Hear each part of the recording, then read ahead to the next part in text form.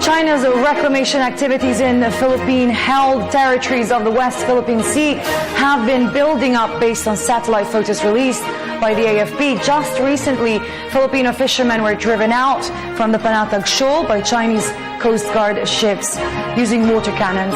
It is a major concern for security and stability in disputed areas of the Spratlys. Several countries, to include the Philippines, have asserted their rightful claims. So what options are available to the country to contain China's advances? To clarify on this, joining us tonight is Magdalo Partylist Congressman Acedillo, a former officer of the Philippine Air Force. Good evening, sir. Welcome to NewsLife. Thank you for being with us. Ysabella, and well, I'm happy to be here because this is a very important issue. Yes, and to start it off, with the recent release of these controversial pictures of the reclamation activities, specifically in several reefs in the Kalayaan group of islands, what options does the Philippines have to actually sort of stop this incursion? Well, we have very limited options, and surely it does not only involve arbitration. The problem with our position right now is that since last year, when we filed our case with the UN Arbitration Court, we have actually limited ourselves to purely diplomacy. In fact, it's anchored on a tripartite action plan of the Department of Foreign Affairs, which calls for only 3 actions which we can undertake. 1 is the continued adherence to the UN arbitration case. 2, if and when that we file diplomatic protests. And 3, the continuing search for an enforceable code of conduct to replace the one that we signed in 2002, along with other ASEAN countries and with China. I see a problem with this approach because what's actually happening on the ground is far removed from the realm of diplomacy. And what is that? As what we're seeing in the West Philippine Sea, we have China quickly and massively changing the landscape of their erstwhile reefs and shores and virtually turning them into islands. And this is very troubling because the immediate impact of this is that they can actually deny our economic prerogatives there. Like, for example, 12,000 fishermen and half of our fish catch, which come from West Philippine Sea, are now in real danger.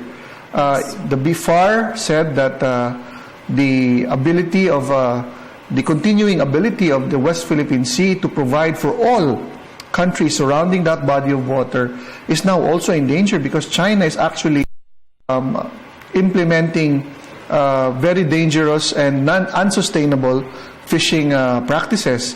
They harvest all sea resources without regard for its ability to regenerate and regrow. So the question that begs, can we do something about it? Yes, because what I have not seen yet is that we have not allowed Coast Guard vessels, for example, to ply the waters together with our fishermen, which, by the way, we should learn from China.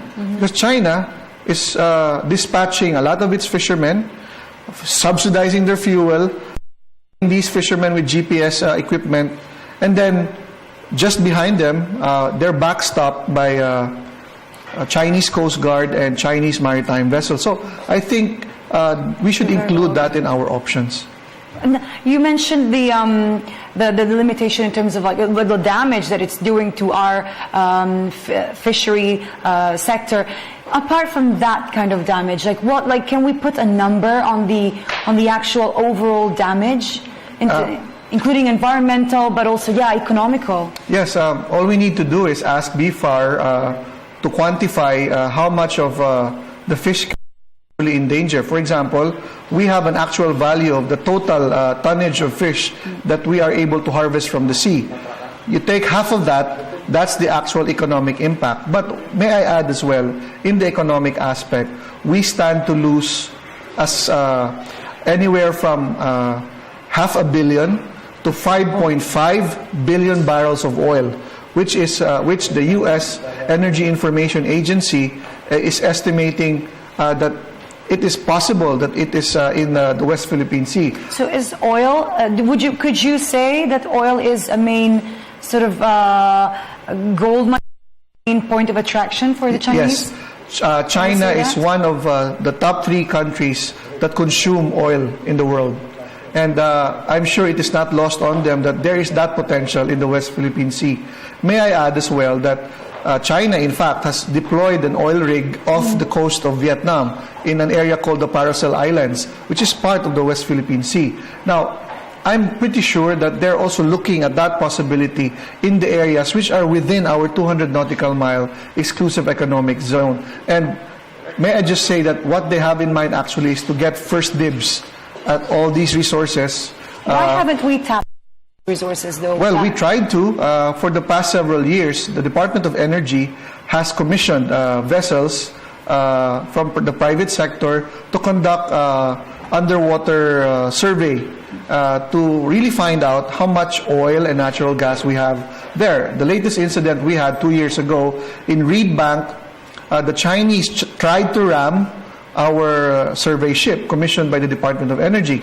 So not only are we precluded, not only are our fishermen precluded from getting bounty from the sea, we are also not able to pursue our energy security goals by being able to tap the oil and the natural gas that is sitting at the seabed of the West Philippine Sea. Sir, moving sort of on, and in terms of, we have a memorial before the International Court on the Law of the Seas. It is due for hearing sometime in August, and perhaps we are expecting a decision by 2016. Do you think, China has openly said that they're not willing to participate in this. If the tribunal does in fact decide in favor of the Philippines, do you think that the China will abide by the decision, will cooperate? Okay, let's look at the best case scenario. A best scenario would involve a favorable ruling from the UN for the Philippines.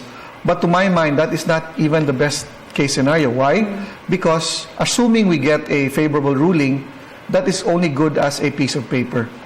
We cannot waive that piece of paper and expect China to abide by it. In the first place, they did not even recognize the jurisdiction of the United Nations. Second, there is nothing in the rules of procedure in the arbitration court that will compel any country which is a party or even a non-party to that case. And third, let's politic.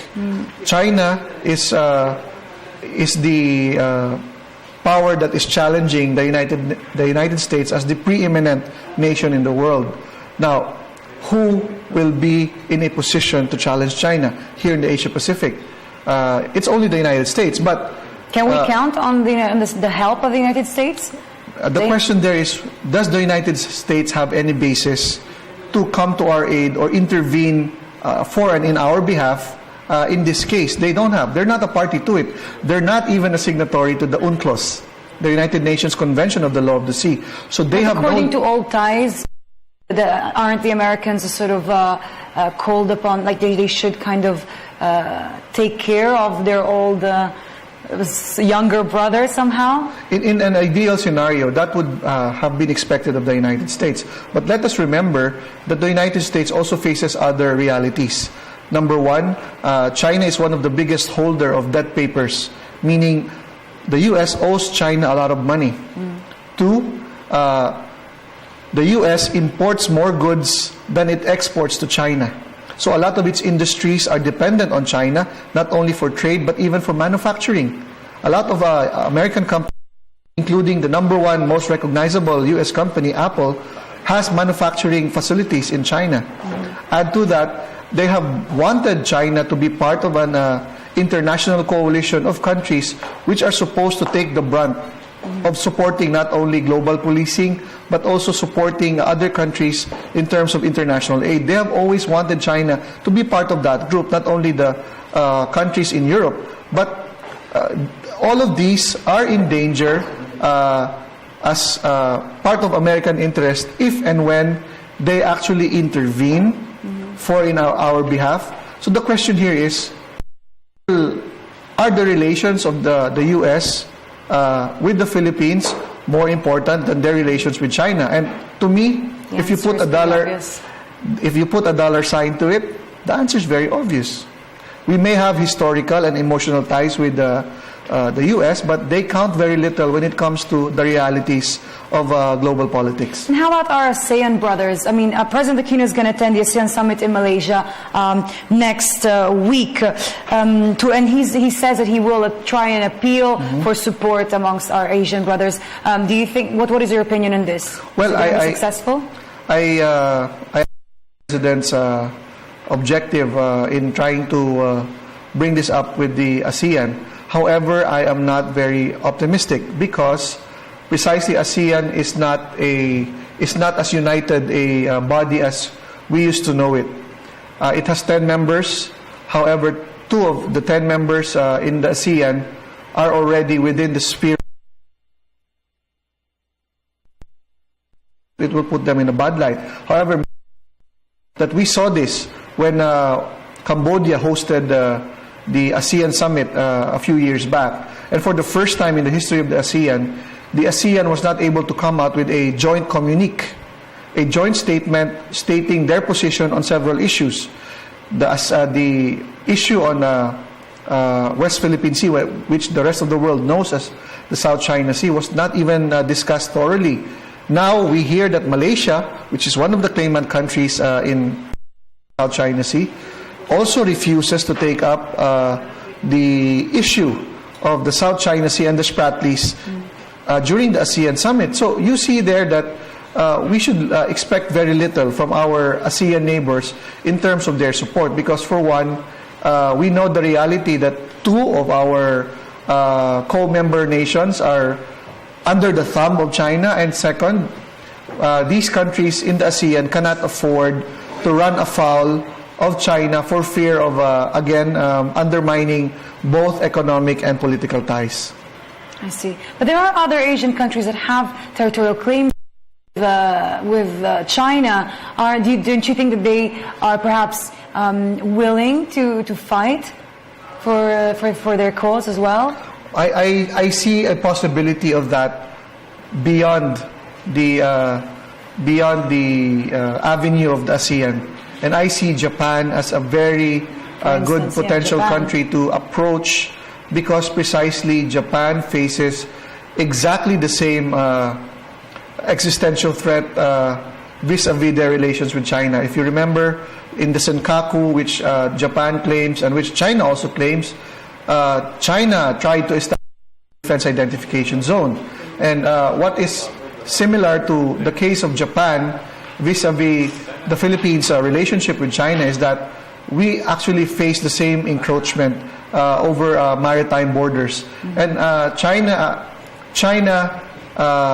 is wary of Japan because it is only Japan which has the ability outside of the United States that to bloody its nose. China offers very little advantage in terms of naval forces to Japan, which has a longer history of naval operations. So I see that the Japanese are also a good potential partner for in seeking a recourse to these acts of bullying from China, because they understand how we feel. Probably they understand more how we feel than the United States does. Sir, in light of all this, a final hope or a word of hope from you to our fellow countrymen. Last month, I requested and I begged, in fact, the President to convene the National Security Council. I consider the National Security Council as the single most important tool available for the President to come up with a holistic view of what's happening in the West Philippine Sea and to come up with as much input, not only from his cabinet, but also from the senior statesmen of our country, as well as experts on maritime disputes, as well as experts in U.S., China, and Philippine relations. The President has not afforded himself this policy tool, and I call on him to convene the NSC. But more than that, I really would like our Filipinos to show not only their vigilance, but their concern for what is happening in the West Philippine Sea, because only then, when our people come to the point that they are raising their voices, that our government will sit up and take notice. But more importantly, only then will the international community finally take notice, because the Filipinos have taken a united stand and they have said that this is our territory, this is our sovereignty, and we are going to fight for it. But hopefully, we can fight for it in the best possible way through peaceful means. Because the last thing that we need right now is that we come to blows with a country as large as China when it comes to our territory in the West Philippine Sea.